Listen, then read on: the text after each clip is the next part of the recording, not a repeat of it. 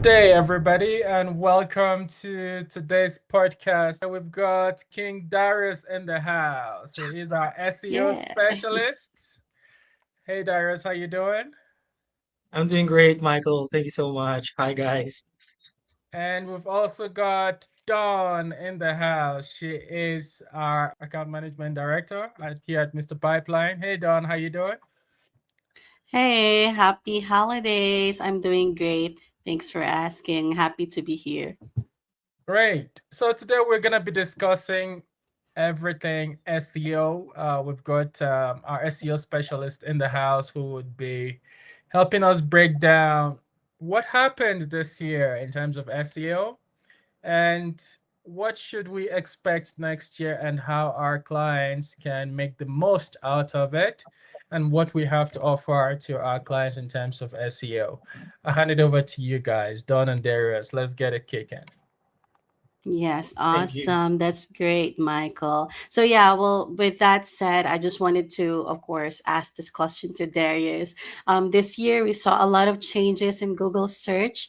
Some sites went up, some sites went down, and a lot of people were confused why, right? Like Google rolled out several core updates, and they really shape how the content is ranked and seen. So I wanted to ask you this: what was the main focus of this year's Google Core updates? Oh, that's a very good question. Several to be exact. But the biggest one that we have for the most recent Google Core updates this December is basically focusing on more helpful people first kind of content. That's why Google is now pushing out a lot more information about author bios. Google Mhm. wants to have a very structured content that comes from real people because factuality is number one in terms of Google. They don't want to give out false information. Even though a lot of people are doing black hat SEO, it's really, really important that we nailed it down to a good white hat SEO all throughout. And by doing people first kind of content, it will basically minimize Google de-indexing your pages. And apart from that, it will really give out your content inside AI overview rankings. I'm sure all of your clients, Don, have experienced a lot of this. Their pages Mhm. being de-indexed by Bing, Google, and other platforms. That's just a huge shift. So right now, Google is basically blind. They are choosing which pages they want to de-index if they flagged it as such, if it's repetitive, if it's basically saying the same narrative from your all of your main pages. So what it wants right now is just a really, really factual, independent content that will give out a lot of information of what you're talking about on each several pages. Yeah. I see. Well, awesome. Thanks for breaking that down. And yeah, so this means clear, useful, and honest information that truly helps users answer their questions. Thank you. And with all the Google updates this year, a lot of people started to worry about content changes. So we keep hearing questions about ranking, quality, and what Google is really looking for now. So that brings us to the next question that many of our clients are asking. Did AI content get penalized? That's actually a two-way train, to be exact. So your content will be penalized for being AI if it's not useful. Mhm. But there are a certain amount of AI content that will be bound useful if it is indeed factual. So the way that you can manipulate that is you can use AI to leverage your content, not just because AI knows what it's saying, but you are really getting the gist of the information you're giving out to people. Like, for example, you are a gutter company working, Mhm. installing gutters all over houses. Um, what Google wants from you is giving out those information that's so general, it'll be blasted out in AI overview and AI mode, right? And you'll only get penalized if you send out information that's already a known fact that's kind of like rewritten from another content. Mhm. Because basically, for you to know something, you must read something from afar, like a blog, for example, or an article. Those article will say things about gutter installation, gutter guards, or any kind of products, including gutters. But the gist of that information is not really pushed out. Like, what is your goal within that page? If you are catering to a market inside a gutter company website, you should have something to say inside your city pages or your main pages, right? If you're Mhm. ranking geo locations and several services that correlates with gutters, you must have a factual, steady content. Using AI will definitely help you and will definitely be indexed by Google. They will read it out loud, say it to people on the front in the first ranking of AI overview, but it definitely has to be helpful. So the way that we structurize our content right now here at Mr. Pipeline is Mhm. very, very potent and really, really good because we answers the exact questions that clients or customers of our clients that really gives out. Like if you are a person looking for a gutter company, you will have a specific question. Am I right? Like I know Yes. your clients have experienced that they've been getting questions, right? People will call their company and they'll have these questions before a person actually calls that company. They would actually do a Google search. What to do if my gutter has been destroyed by a tornado here in this state? What will be the best course of action? Is it okay if I do it manually, DIY, right? So Yes. we basically get those information Mhm. inside Google itself. People also ask questions. And that kind of narrative give us an advantage because those questions are already existing in the market. All we have to do is use those, put it in our content, and blast it out to all of the people who can read it, and they'll get their answers real quick and say, "Oh, this company will definitely give us what we need." And it takes, the questioning part from the client to Mhm. customer. It Yeah. will cut that out entirely. So if they receive a call, they would most likely say, "Hey, I read in your article that you do this, and I've been meaning to call you guys for quite some time now, and I think that you'd be able to help me and my gutters." And I think that's a very huge win for a lot of clients. Yes, Yes, exactly. I think I completely agree. It makes qualifying leads easier and faster, right? And also what yeah, you've explained about the AI contents, that just makes sense, and it's also good to know that we can still use AI as long as the content is valuable and original. Because for sure, a lot of our clients or a lot of people out there are using AI to generate contents as well. So, while talking about how Google is really pushing for helpful people first content this year, right?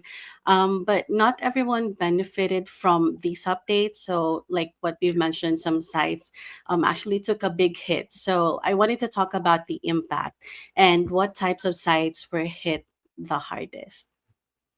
definitely another great question from you, Don. Mm. Well, the sites that has been hit will most likely fall under the old website or websites that depend entirely with AI generative content, right? Because Google basically follows all through factuality, trustworthiness, and of course, people serving kind of content. And it's going to be hard for them to read out using their AI crawlers your content if your content is very thin, your keywords are already stuffed, you have outdated pages, and just lots of low value blogs that just sent out there just for people to read.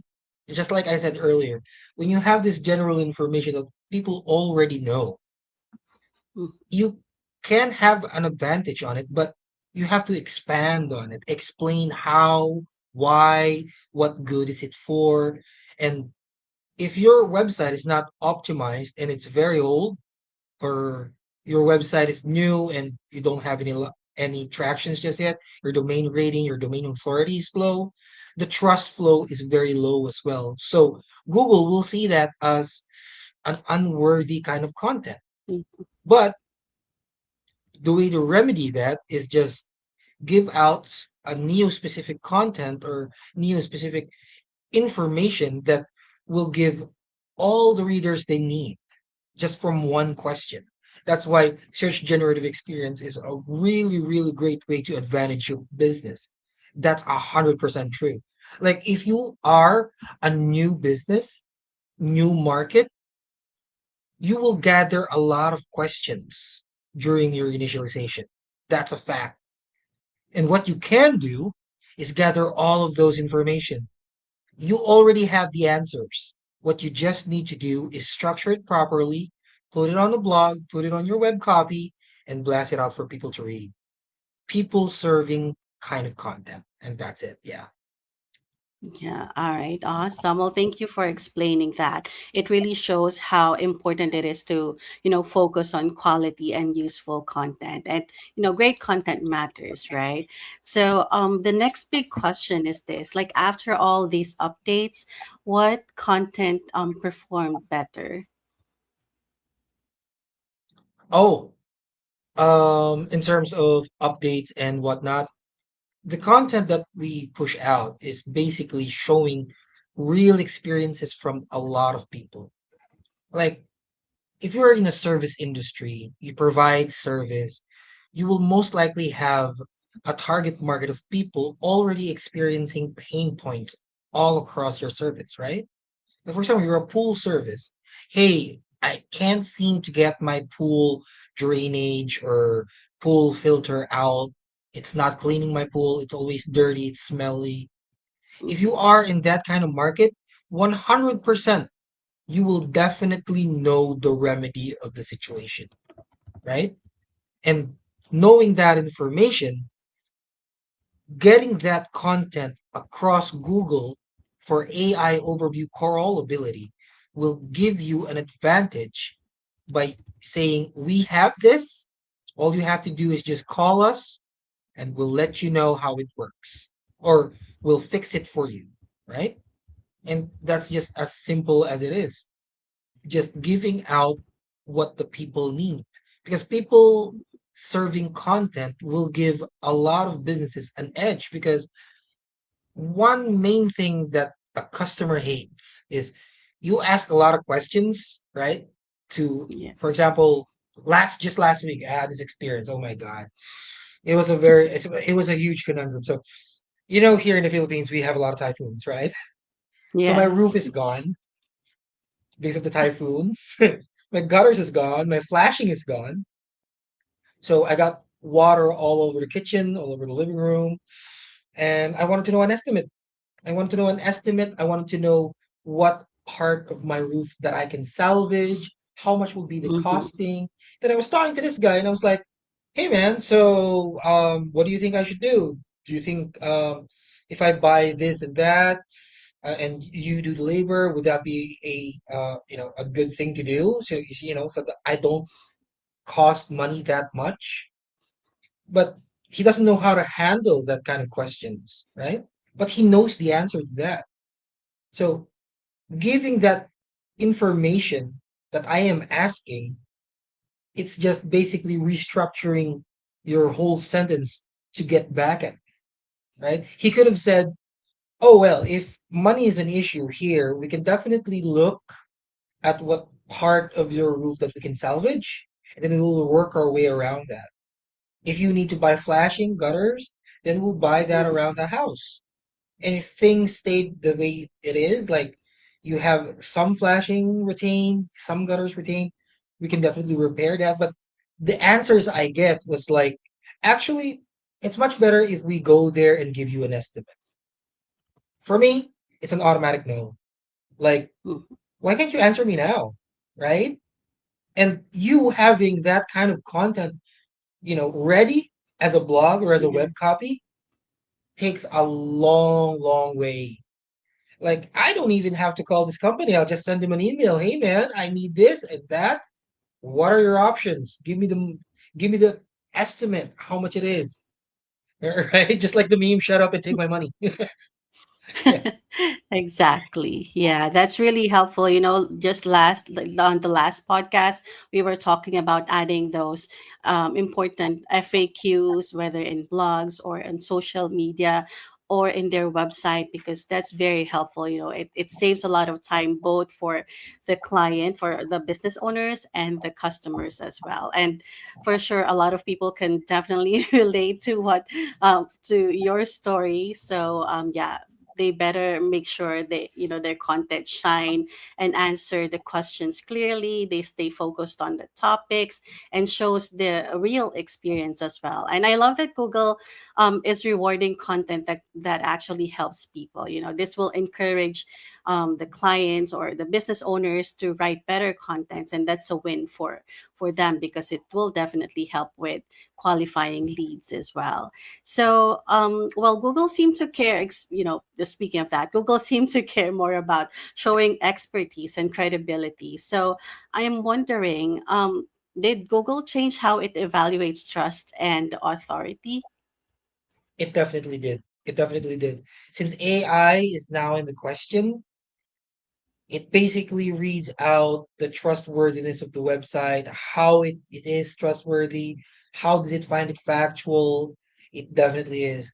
We, as a person who is, playing through search generative experience and basic SEO, you wouldn't know the difference between the regular EEAT, experience, expertise, Mhm. accuracy, authoritativeness. You wouldn't know a thing about that if you're just playing all throughout your basic SEO. But if you know the recent updates of what it actually is, it'll be much more easier for you to be noticed. 100%. Why? Because, you know, Google is like a person, like it's a real entity that speaks through AI, right? And it doesn't give out information just like that. The way it puts together a series of information, a cluster of information, is it basically read out the whole internet. Crazy as it sounds, but it does exactly that. It will gather all the sources it has from their database and find out who is speaking or who is telling that information, where did it come from, how did it become factual, and you creating those content around it and optimizing your website to optimum levels will give you a straight advantage just like that. Yes, because AI is crawling your pages, not just Mhm. robots. Robots that are crawling your pages for indexing. That's not obsolete, but it's also playing with AI crawlers now. It's like a literal entity that reads out all the words that you have right there. It reads it out. Like if it sees any inconsistencies, like if you tell one sentence that doesn't give enough juice for that information, like for example, how do you make an apple pie? And yours is incomplete, your explanation is not, you know, understandable, or is it complex? Google will flag that down.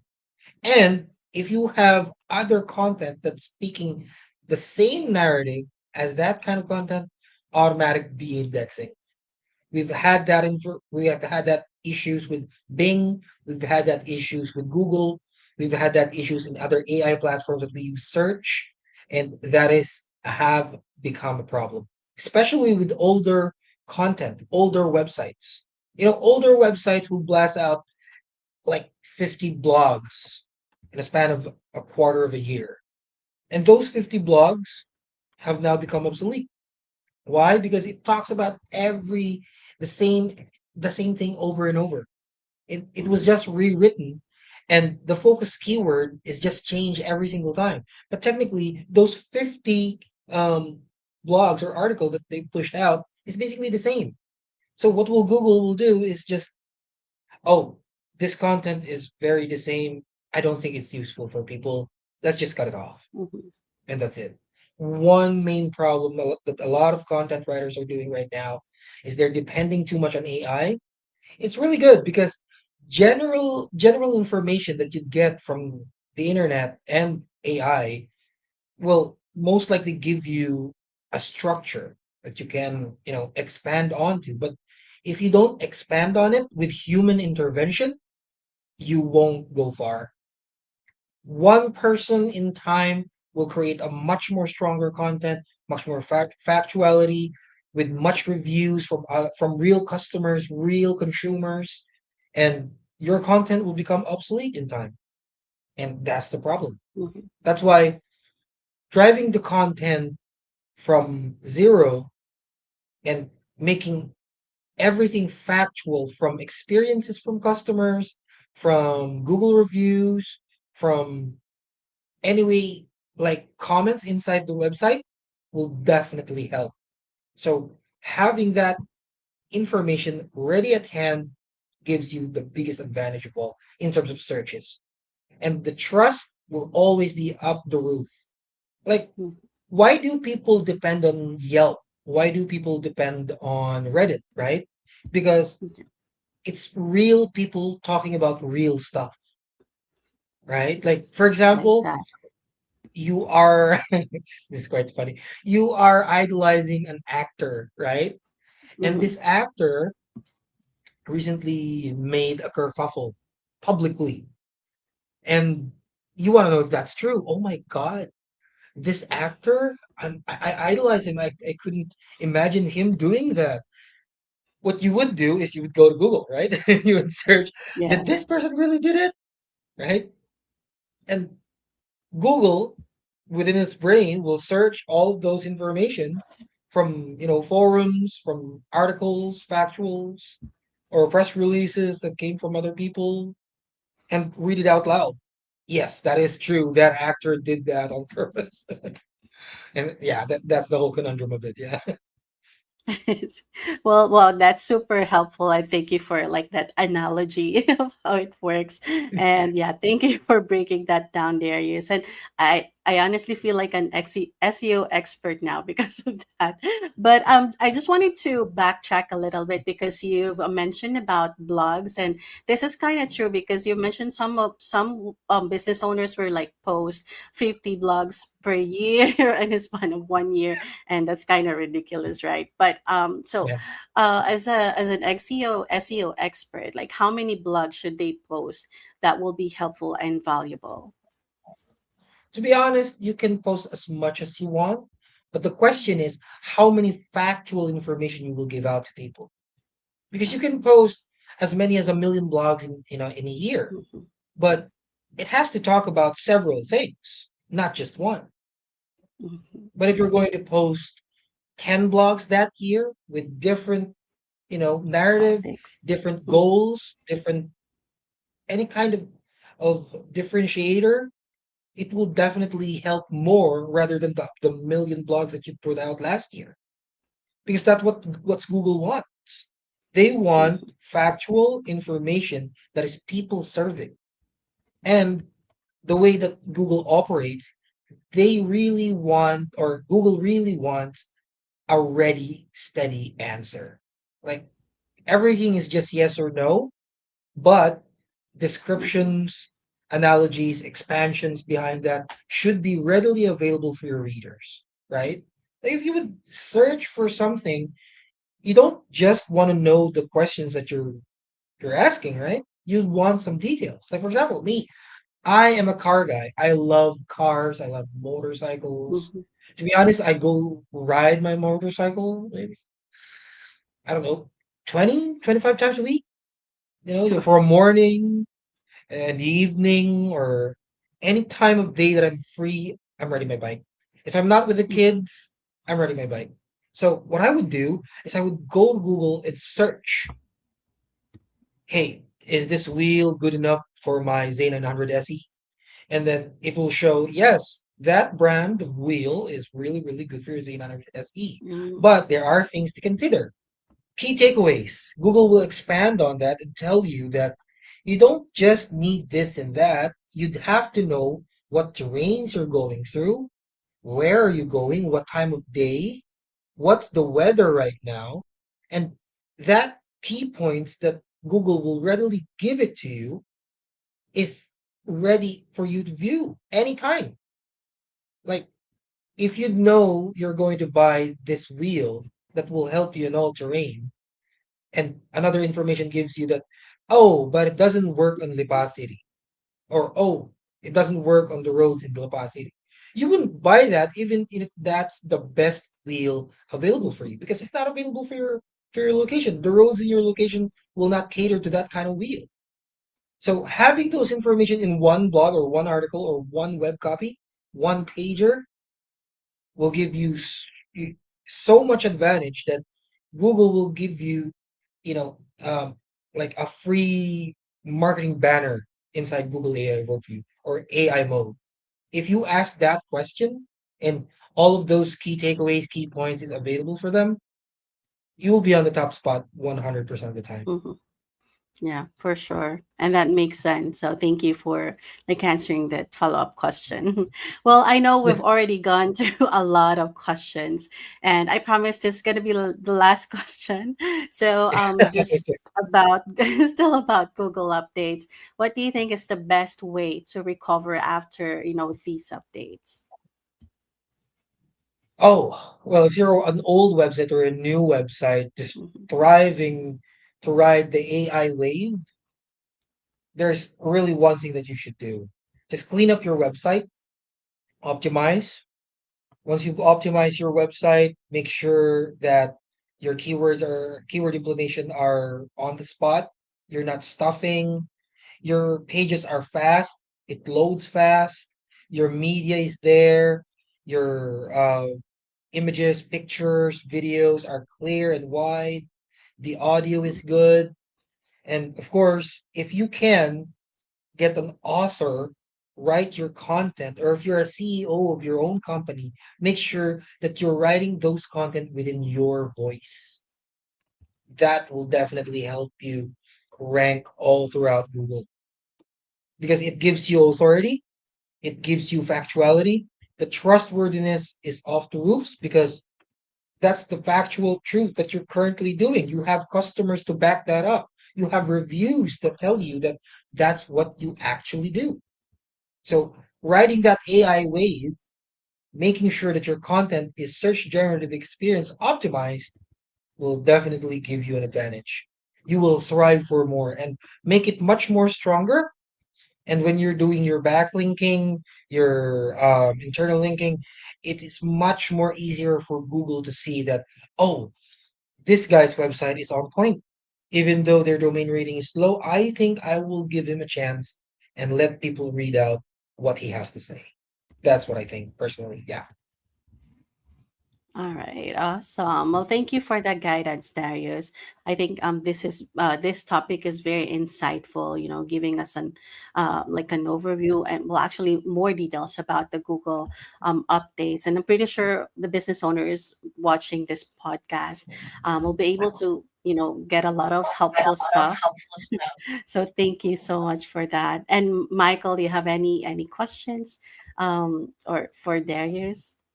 Yeah, of course I do. That was a whole lot of information Darius shared there. Thank you very much for that, Darius. So my question would be, in relation to the future, we are stepping into 2026 in a few more days, about 8 days from now, I guess, 8 or 9 days.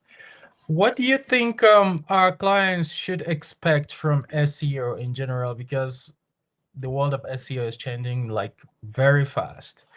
Um, What do you think they should expect? oh, it's very interesting. I'm so glad you asked that question, to be honest. So, from my professional opinion, what they would expect in the future, not just 2026, for the all coming years, I think personally keywords will become obsolete. As you know, the way that we search inside Google is have changed so much that we don't even have to put up our phone. You can just ask, "Hey Siri, can you let me know how to make a sandwich?" And then, Siri will go through Google looking for the AI overview. If you have it set, an audio file, it'll read out the AI overview for you.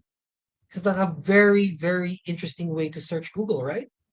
And if you're not using your iPhone, you're using your Android phone, that'll do exactly the same. And the way that you structure your questions is not the same 5, 10 years ago. That's the truth. Because 5, 10 years ago, if you would ask a question inside any kind of search engine, is like, I don't know, gutter installers near me, right? But if you were a normal person asking a real entity, like for example, Siri or whatnot, or Google, you would ask, hey, do you know where I could find a good or the best gutter installation company in, I don't know, California? So that structure itself is a whole lot of indication that the search engine will definitely change, right? But what does that mean for us as an SEO specialist, as a company who runs search engine optimization? That only means one thing. We don't, in the future, I think, this is just what I think. In the future, we won't need to focus on keywords as much rather than questions, right? It's very interesting. If you look at it, people are now searching the Google using questions. And how can you track searches without, you know, a keyword, without, a main point of entry, right? Because it's a whole sentence. What you can play through inside it is tracking. That's what we've figured out. Well, almost figured out, to be honest. It's a growing thing here in Mr. Pipeline. It's We're riding the AI wave, to be exact. We're definitely on it.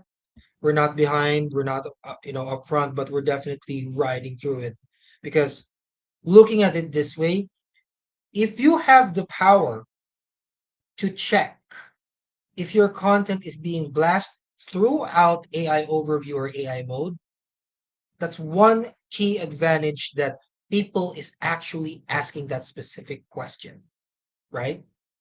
Because if Google got that information from various sources that answers that specific question, it only means that your content is there ready for people.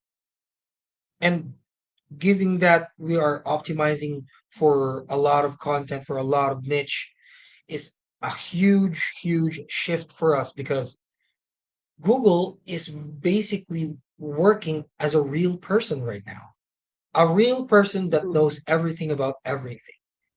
And if we can manipulate when we go out, when we see ourselves in AI overview, we can track it, keep notes of what works, then definitely we can give our clients the best that we can offer.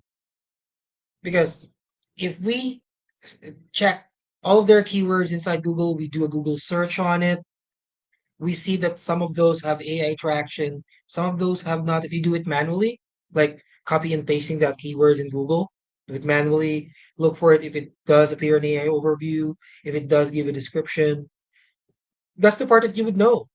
That keyword is serving a lot of people, a lot of searchers to be exact, right?